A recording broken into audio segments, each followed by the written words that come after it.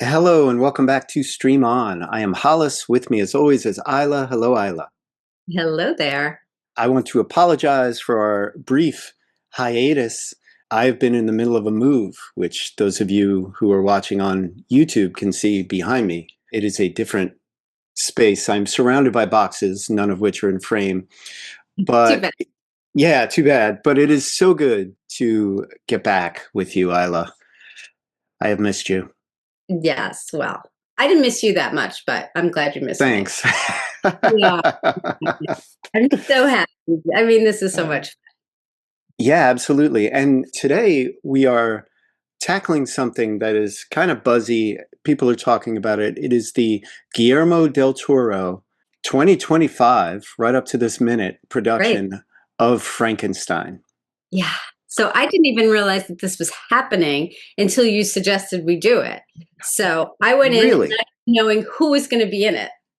Wow, that is good to hear because I feel with everything that's been going on with my move recently, I've been Yeah, totally out of the loop on what's streaming. So for me to scoop you is rare.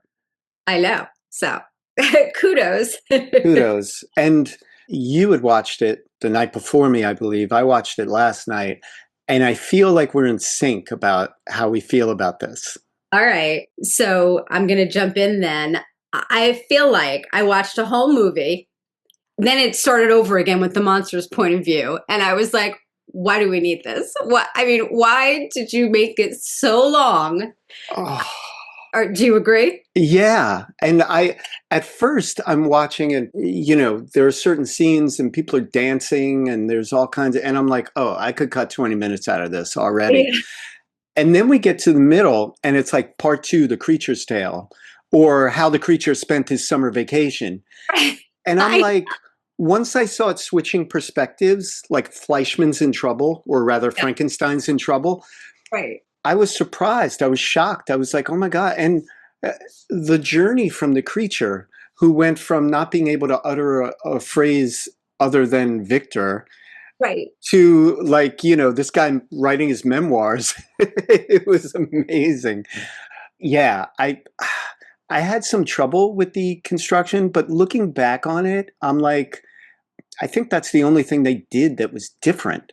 Right. But I don't know that we needed it. I kind of like the creature being mysterious. I don't know. Yeah. The problem with this movie, as I see it, is that this production is battling the same legacy as every other filmed iteration of this story. And that's the fact that James Whale already did it perfectly in his 1931 film. Okay. Karloff as the monster is definitive. And even in the 1935 sequel, Bride of Frankenstein, which I love, which was fantastic, he did such a good job. And as far as I'm concerned, Young Frankenstein was the last film to bring something unique and brilliant to the material. So, Wait, not the monsters? Come on. well, that was before Young Frankenstein.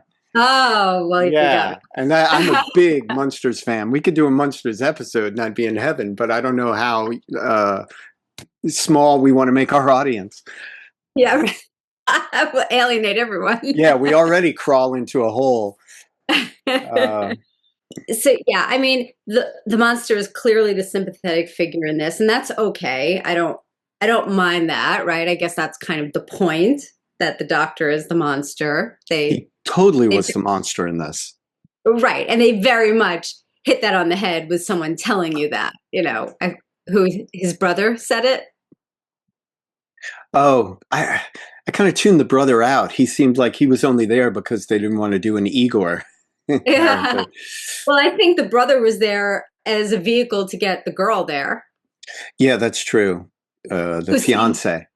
right, who seemed way too young for Victor. That seemed kind of ridiculous. Yeah, yeah, and it's Mia Goth who is great in She everything. she's great, yeah.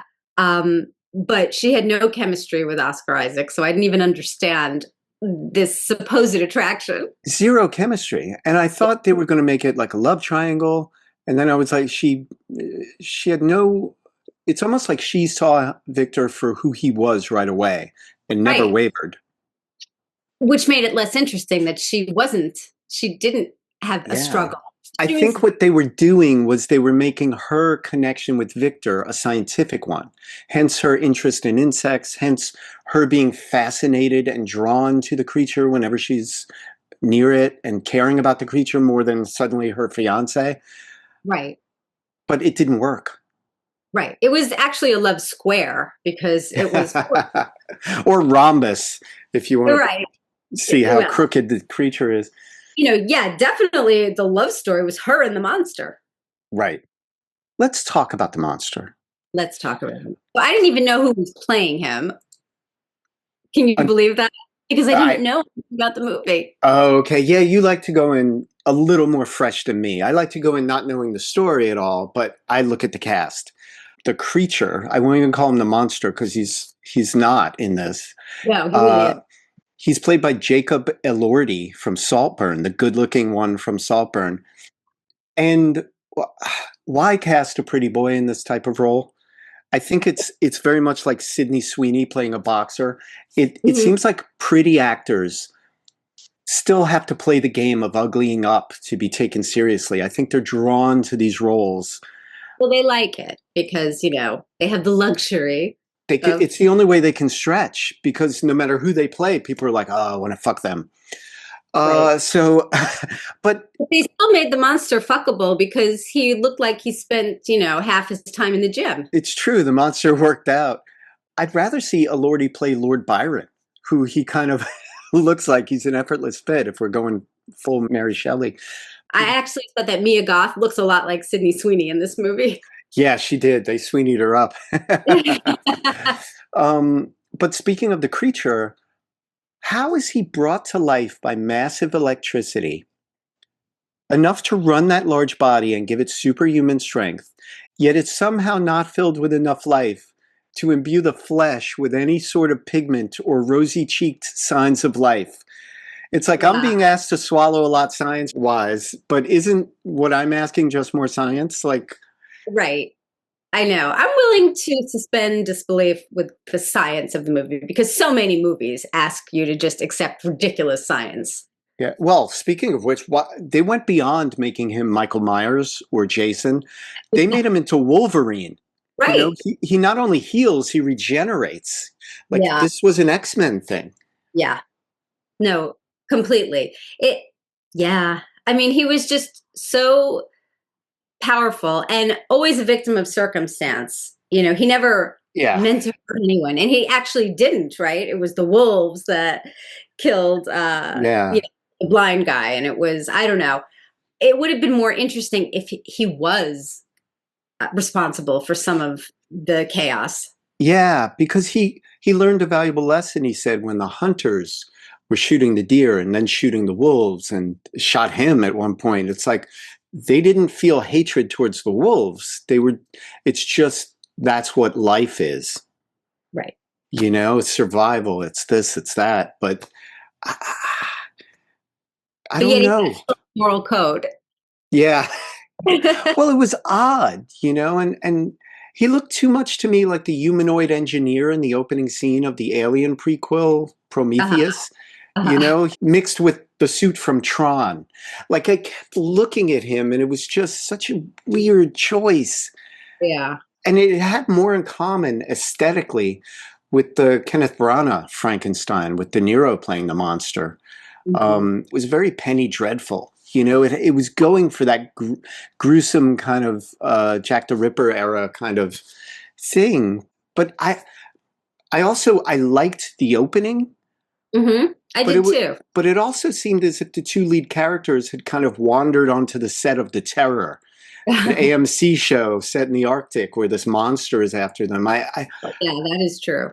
I almost wanted the whole thing to stay there, but then it was just a framing device. Right. Which I forgot about completely. When we went back to that at the end, I was like, oh, yeah, I Yeah. forgot this is where we started. Did we even need it? I think it is in the book, though. Oh, So, okay. Yeah, I don't know about that. so that makes sense. But there was so much thrown into this one movie that, Yeah. some of it really should have gone. I feel like it was a big ask for the audience. There were a lot of big asks. Yeah. I mean, people contain multitudes. So I understand the character of Victor being problematic, being complex, Right. but how do you grow up under the thumb of this monster of a patriarch Right. and then become that? Well, I guess it's like many people who are grown up abused, they become the abuser. And Right. I That's get what that it that's what they were doing, but it was very heavy handed. was very like, did we need to see so much of his childhood also? Yeah. And he didn't seem to care for this creature any more than he cared for that poor shopkeeper he brought to life in, the classroom setting when he was being judged. Well, he Um, seemed incapable of caring. he does. He's a narcissist. He's a classic narcissist. But then at the very end, then, why give Victor this Ebenezer Scrooge moment where Yeah, he's consumed by regret? And the creator and creature both are suddenly buddy buddy, like Tom and Jerry wearing bow ties in the 70s episodes where they're friends. Like it I don't know. seemed too convenient. Yeah. Now, I will say that I was thrilled to see Christoph Waltz in this movie because he's incredible. I couldn't believe it. I couldn't believe I he was. know. Oh, I wanted more of him. Exactly. Right. That's what my point was. It was a bit of a waste to have him for such a short little time. Yeah. Waltz as Victor Frankenstein, I would have wanted to see. I love Oscar Isaac. Yeah, I think he's great, and I think he was good in this. I liked him in this, but Christoph Waltz would have brought a very different quality. But I I would have wanted, and as typical, I want to rewrite the whole thing. I wanted Christoph Waltz as Victor Frankenstein. I wanted Oscar Isaac to play his brother. Beef up that part. Make him the love interest of the girl. It makes total sense. Make there be her enamored of Victor because of his brain. Make Isaac more of a kind of humanistic, emotional, Lord Byron-ish kind of character. Like, give Oscar Isaac some more to do that isn't this one maniacal note. that's all we had, one note. Well, so here's my fantasy cast: Christoph Waltz Mhm. as Frankenstein with Oscar Isaac as the creature. Ooh, a little creature, a 5'10" creature. CGI. Let's not worry about Okay, that. okay, that's true. But and this is, Jacob Elordi was fine. He was good. But, I just feel like because it was him playing it, it was just very surface. And not because he's not capable of it, but because that's all people expect from him. Right. Ironically, he played the creature to get away from people looking at him as a beautiful body. And the big takeaway was the creature as a beautiful body. Right. I know. So it's kind of ridiculous the way it was done. Yeah. I think also Elordi's performance reminded me more of stage productions of John Merrick, the Elephant Man, where Yes. the person plays him nude or plays him, with that kind of bent. Right. No, absolutely, Yeah. 100%. And also, if I don't know why he would even look like that if we're going back to reality. Bodies didn't look like that back then. Why would he create a body that looked like that? He wouldn't have Right. been able to find a body that looked like that to make him that way. All I can think is that they were going with classical kind of like, Statue of David kind of things with him, which was obviously the ideal. Right. An artist's ideal. It wasn't the way people look, like you're saying. Right. So all I can think, also, there were a lot of like, I felt kind of homoerotic vibes going Uh-huh. on. And I think they leaned into them. Everything, even at one point, Oscar Isaac's character kind of leans across Christoph Waltz's character to get something. And it was very like there's those kind of moments, but also like the creature kind of has this kind of like beautiful um eroticism to it, even in its ugliness. Mhm. And the kind of like creator and created kind of thing that they have, which then was undercut by the ugliness of Victor's character. It was all just confusing. It seemed like it had several point of views and therefore it had no point of view. Yeah, it would have been more interesting had he had actual affection for Yeah. his picture, but he just seemed to, right, only concerned with himself. Even his brother, he didn't care that much about. No, and it was curious because well, his brother went away at such a young age and was raised separately that perhaps the bond didn't grow enough. Maybe, but when they were kids, the kids who played the two of them looked appropriately aged to be brothers. But when they grew up, Oscar Isaac must have really had a hard life because he aged way more than the brother He did. had quite a growth spurt while they were away. I mean, it looked like Yeah, he could be the father of that actor playing the brother. right. I think the one playing young Victor was great. That child actor was fantastic. But let's talk about Guillermo del Toro. Okay. I I'm don't. the hugest fan. You are? I am not. Yeah, me neither. And I think my problems with him were on parade in this movie, which is that he's always been very, very concerned with, in my mind, aesthetics and window dressing and the aura of the thing, and not so much the meat and potatoes of the story Hmm. and drawing us in and having us connect and having a story make sense and have a fresh point of view.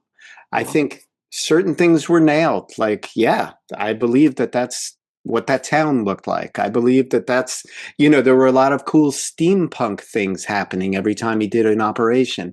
Yeah. I think that's the kind of things that gets Guillermo del Toro excited.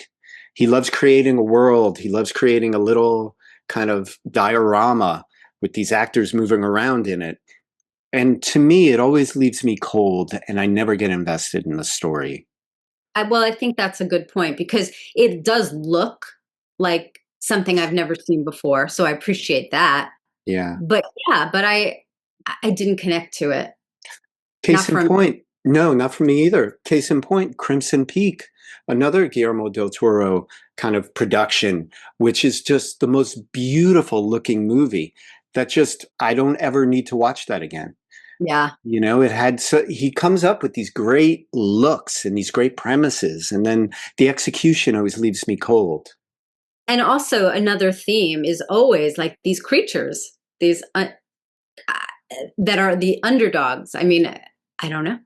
It's this, the shape Yeah. of water. There is just Pan's Labyrinth, was that him? I don't know. Maybe. But again, it's like, there's that theme and it's almost like making the same movie over and over again. Yeah. Yeah, that's very true. Yeah, Pan's Labyrinth was his first film in 2006. I don't understand, especially for creative people, wanting to make the same story over and over again, or at least wanting to tread the same.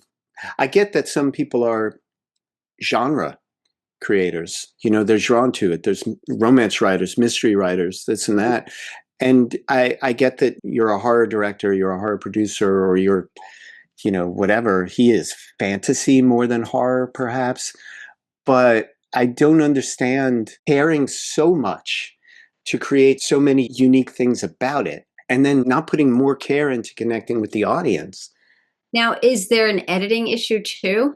I mean, could it be cut differently to I, th- make more of a connection? I think it absolutely could. I also think in this time that we're living in, if you want to do that kind of Victor story, the creature story, or whatever, you have a choice. Either edit it down to, a 90-minute to 100 and something minute movie, or just go limited series and go 40-minute episodes. That might have been the way to go if you want to get all these different perspectives. I like that. I think that's interesting, but not when I'm done watching a movie and then you're starting it again. Yeah, no, no. And I'll tell you something, it's a really bad sign if two different people like you and I, who do not normally suffer from attention span problems, Right. I'm like 2.5 hours, bring it. Right. It's a bad sign if we kind of feel like we're headed somewhere, and then all of a sudden it's like, nope. Like played when my niece was like 6 or something. I played Shoots and Ladders with her, and we get almost to the end, and then she was like, "No," and she'd bring us back to the beginning, and I'm like, "What? No, I'm an adult. Things need to end." Like it drove me nuts, and that's kind of what I felt. I, no, I mean that's a really good analogy. Mm. Now I think you're missing the point of Shoots and Ladders, though, because that is. But well, okay. but it should be my own misfortune that brings me there. It shouldn't be like, an Yeah, arbitrary decision. no, that's absolutely right. My only problem with it is just how long we spent, how invested we got in Victor's story. It just felt a little unfair to sort of all of a sudden switch gears. And it just seemed like the movie was very self absorbed, Yes. not Yes. really thinking about its audience so much. Right. I'll tell you something. I mentioned Young Frankenstein, which I think is a fantastic film all on its own, let The whole, alone a worthy sequel of sorts or reboot of sorts to the original. But when he stumbled onto the farmhouse, I love the whole farmhouse sequence where yeah. he was this kind of like magic elf that was making things happen, and they would leave tribute to him. And once I saw the old man, I literally said to myself, "Oh my God, they're going to do the Gene Hackman scene from Right. Young Frankenstein where the old man showed up." And I was just so happy having him have that because he didn't have any joy and any care in his life. And he felt a part of that family, even from a distance. It I was think that beautiful. section in this movie was really successful. That worked Yeah. because it allowed us to connect. And in general, I think if the Victor character, and that would have made uh, Elizabeth's character, it would have made her more meaningful, is if Victor had bought into Elizabeth's version of the creature, Mhm. everything would have been all right. The creature is this beautiful butterfly. The creature is this insect that has its own world that we can marvel at and that we can share in. It was almost like the magic of a YouTube reaction video.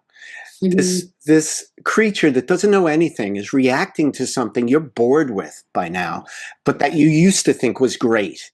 Yeah. And also for me, what made it not scary at all is that I never felt that anyone was in danger when they were with him, the creature. Yes. And I I think you need that because he doesn't know right from wrong. This monster knew right from wrong, and I think that's the real problem. Yeah, he was taught brutality by Victor, and Right. he could have been taught so many sweet things. I thought he was going to start to emerge with like negative impulses once he was chained for the first time. Yeah, that's where they were leading us. So I guess the twist was that he didn't, but that's a less interesting choice, I think. Yes, and you're exactly right.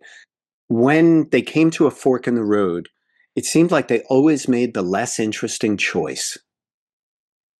And Yeah. that's unforgivable from an audience standpoint. Right, because we're there to see, life and death choices. We're there to see the extremes. That's why this is the story. This isn't, just a slice of life. I mean, this we don't want that in this. Also, people like you and me who are more than willing to meet uh, a writer, a director, a producer, actors halfway. Yeah. We're like, okay, give us this, give us this, give us this, and they did not give us enough at any point in the story.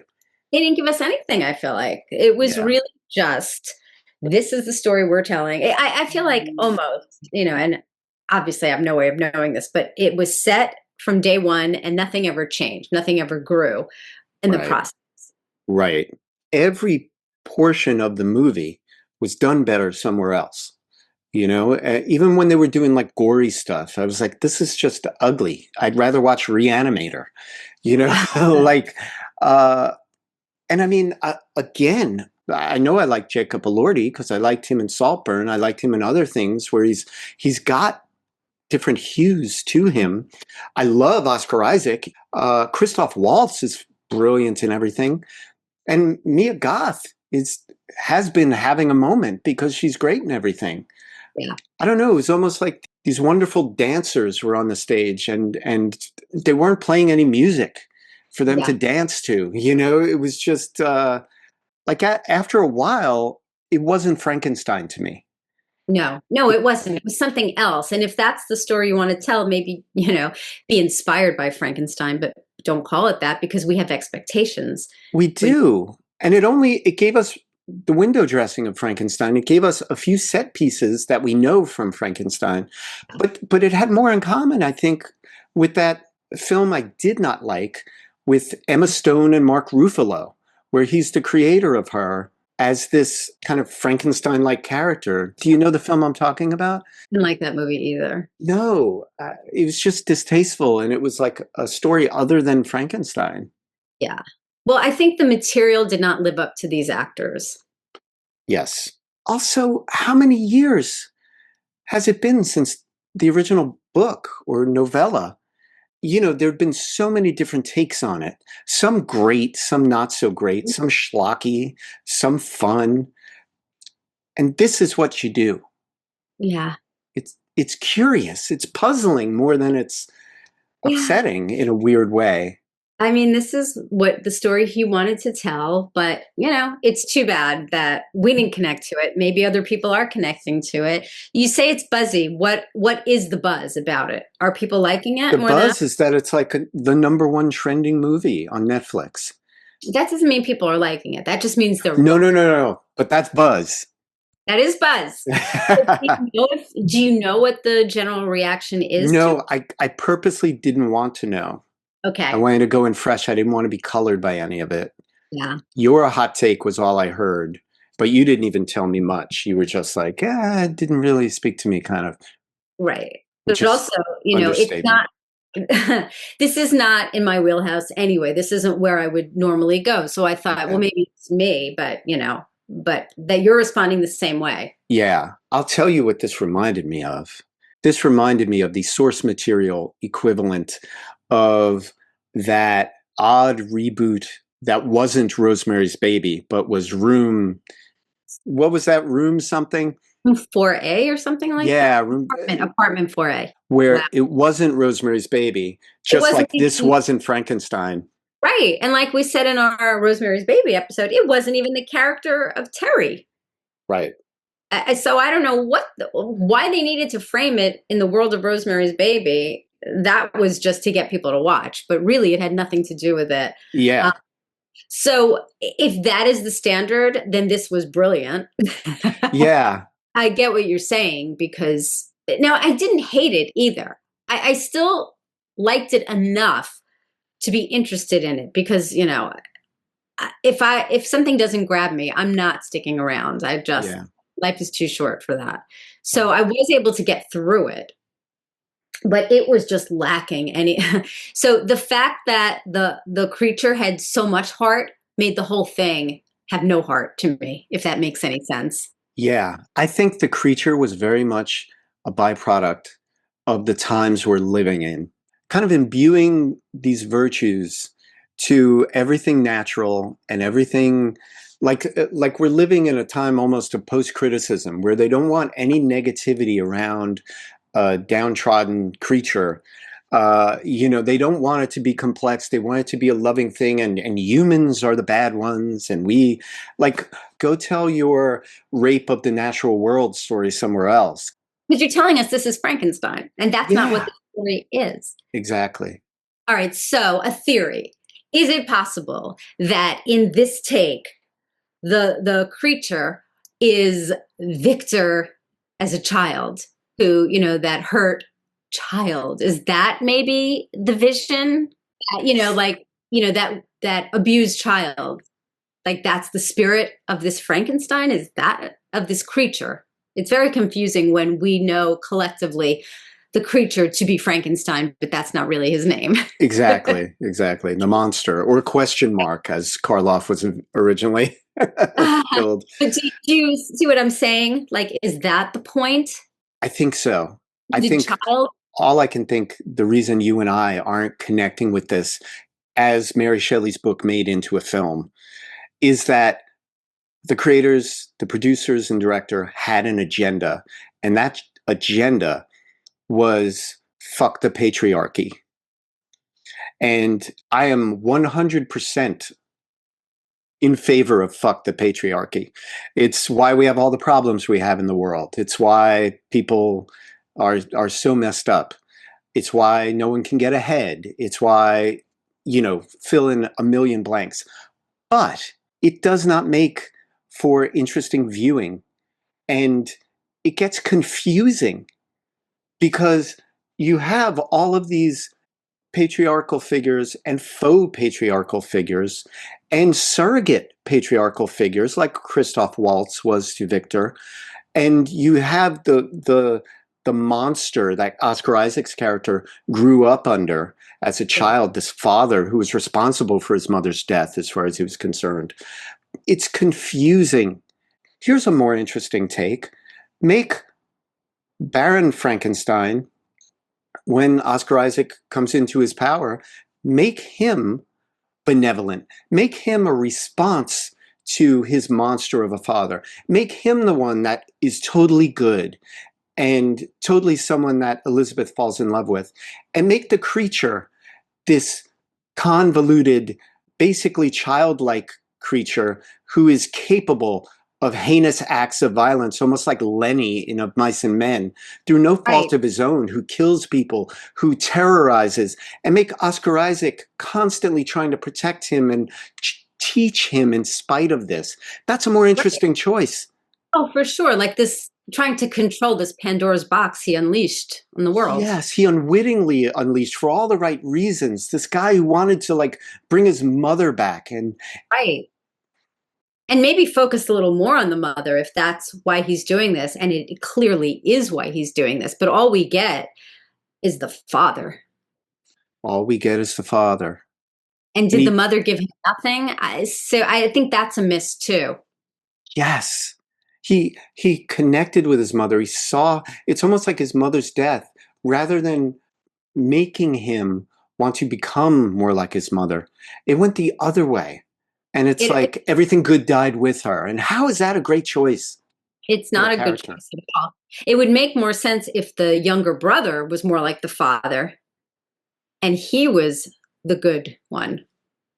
Do something resembling anything. And, I just want to get back to you saying, fuck the patriarchy. And yeah. So the most badass thing about Mary Shelley's Frankenstein is that Mary Shelley wrote it. A woman wrote this. Yes.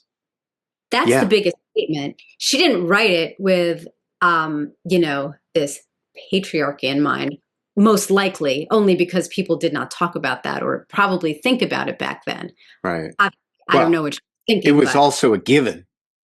Exactly. Right. There was no changing that because, that was a very long time coming. Right.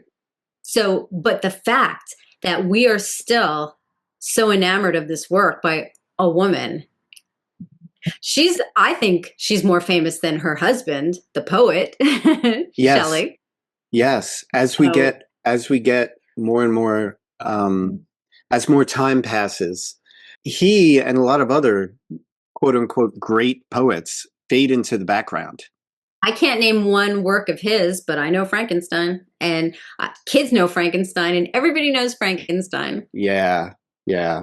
I think at one point they did name check Ozymandias, which I believe was a Byron or Shelley. I don't know, one of them. But see, I'm always confusing those two, the romantic. That's the point. That's the point. Yeah. Frankenstein is iconic and, will be for a long time to come. And it's amazing to me that was from a woman of that era. Yeah, it's awesome. And I believe wasn't it written as like kind of a bet between her and her husband and I don't know. Is that true? Shelley? Yeah, that they all wanted to see who could come up with the best monster story. Oh wow. Yeah. Well, good for her. Yeah, mission accomplished. But let's celebrate her. That's the high point in all of this in this movie. Yeah, the big takeaway, the big winner from this is Mary Shelley, because we keep running elements of this film down because she deserved better. Absolutely. Too bad she, wasn't able to make her own version of it. That would be very interesting. Yeah, it would. It definitely would. In closing, I judge most things by whether I'm going to ever want to see it again. And I feel no need to ever watch this again. Not interesting enough for me to go back and look at it from a different angle. Yeah. And I don't feel it's unique enough to even recommend to No. someone as something that you need to watch in this canon of Unless Frankenstein. I would only recommend it to people who are very into scenic design because production design is really great. As usual for Del Toro films. Yeah, Yeah, the it's set. beautiful. It's visually, it's really interesting. So if that's your thing and that's a really legit thing, then definitely watch it. But, otherwise there's plenty other things to watch. They nailed the trappings. They let us down with the story. Yeah. Yeah. And unforgivable. Unforgivable. Okay. Well, thank you. Hopefully next time we tape, I will have more of my apartment It's so unboxed. funny because you're saying that, but the biggest difference is that you don't have the picture behind you. Oh yeah. Everything is pretty much set up the same way. So it's Well, not obvious to anyone but you, probably. well, I've been really hustling trying to break down boxes. We moved in just a little bit over a week ago, and I've been really making an effort to make this feel like home. And we're already feeling cozy and loving the new space. So thank you for saying that. It feels like we're getting there. Yeah, and that's super fast. So, most people would have those boxes for the next year. Yeah, I'm It's trying. done a I'm lot. trying to be better. Yeah. Okay, great. Well, I will see you next time. Next time.